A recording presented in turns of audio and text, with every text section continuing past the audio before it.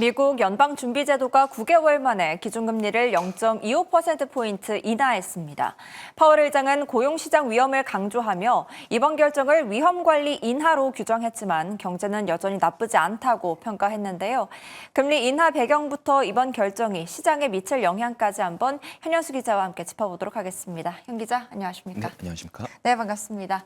네, 미국 연준이 9개월 만에 금리 인하를 단행했습니다. 25bp 인하를 한 건데 트럼프 행정부 이후에 첫 조정을 결정한 겁니다. 먼저 연준 회의 내용부터 정리해 주시죠. 네, 미국 연방준비제도는 현지 시간 17일 이틀간의 연방공개시장위원회 회의를 마치고 기준금리를 0.25%포인트 인하했습니다.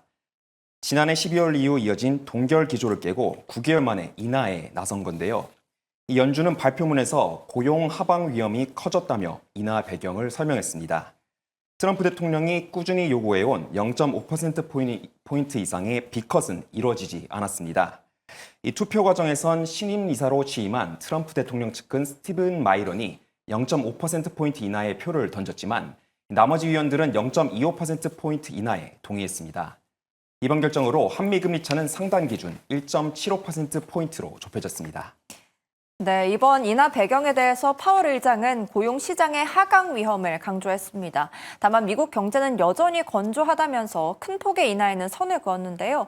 연내 추가 인하 가능성은 또 어떻게 암시가 됐고 또 연준 내부에서는 어떻게 시각차가 드러났을까요? 네, 제롬 파월 연준 의장은 이번 금리 인하를 위험 관리 차원의 인하라고 평가했습니다. With downside risks to employment having increased, the balance of risks has shifted. Accordingly, we judged it appropriate at this meeting to take another step toward a more neutral policy stance. 경제 상황에 대해서는 실업률이 4.3%고 성장률이 1.5%지만 경제가 나쁜 것은 아니라고 강조했습니다. 연준이 발표한 경제 전망 점도표에서는 올해 말 금리 전망 중간값이 3.6%로 연내 두 차례 추가 인하 가능성이 제시됐습니다.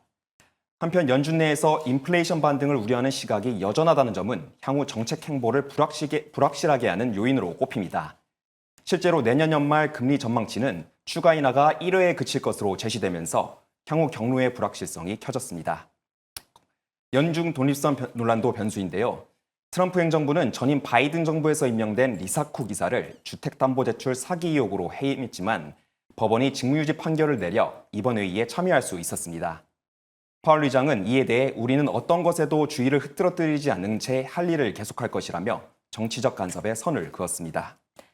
네, 연내 두 차례 인하 가능성에도 불구하고 내부 시각차가 드러난 상황입니다. 이렇게 되니 시장도 갈피를 잡기 어려웠을 것 같은데 금융시장은 오늘 어떤 반응을 보였습니까? 뉴욕 증시는 연준의 금리 인하 소식이 전해지자 상승세로 돌아섰지만 파월 의장의 기자회견 이후 다시 밀리며 혼조 마감했습니다. 시장에서는 추가 인하 가능성을 긍정적으로 봤지만 파월 의장이 과감한 인하에는 선을 그으면서 투자 심리가 흔들린 겁니다. 가상자산도 힘을 내지 못했습니다. 비트코인은 발표 뒤 11만 5천 달러 밑으로 떨어졌다가 11만 6천 달러 부근에서 오르내렸고 이더리움과 리플 등 주요 코인도 엇갈린 흐름을 보였습니다. 전문가들은 완화 정책 기대와 인플레이션 불확실성이 맞물리며 단기 매물이 출회됐다고 분석했습니다. 국제금값은 투자자들이 차익 실현에 나서면서 하락했습니다. 인하 속도 시각차와 파월 의장의 신중한 메시지가 겹치며 시장 전반에 혼란스러운 흐름이 보였습니다. 네, 연준의 인하로 한미의 금리 차는 다소 좁혀졌습니다. 한국은행은 지난 8월 금통위 의사록에서는 가계 부채와 집값 또 환율 불안을 이유로 금리를 쉽게 내리지 어렵다는 판단을 내놨는데요. 앞으로 한국은행은 어떤 선택을 하게 될까요?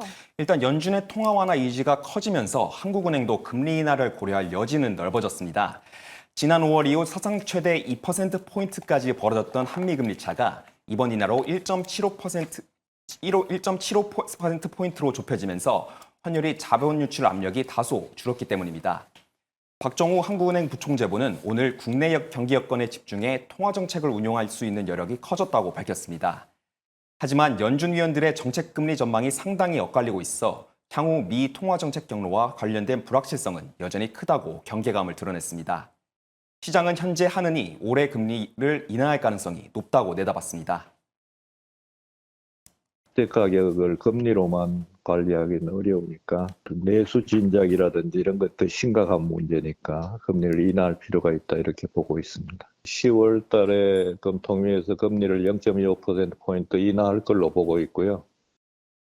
반면 집값이 안정되지 않으면 금리 인하 시점이 늦어질 수 있다는 의견도 있었습니다.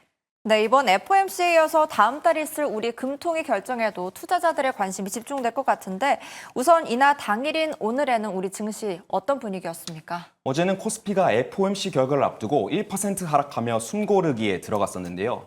오늘 장이 열리자마자 상승을 거듭한 코스피는 장중 3,457선을 넘어가며 사상 최고치를 다시 경신하기도 했습니다. 추가 인하에 대한 뚜렷한 신호가 없었음에도 우려보다는 기대감이 더 크게 반영되며 반도체 대형주를 중심으로 상승세를 이어갔는데요. 코스피는 어제보다 1.40% 오른 3,461.30에 마감했습니다. 네, 우리나라 증시 정말 쉬지도 않고 오르고 있는 것 같습니다. 지금까지 미국의 금리 인하와 이에 따른 오늘의 시장 상황까지 들어봤습니다. 현현수 기자 잘 들었습니다.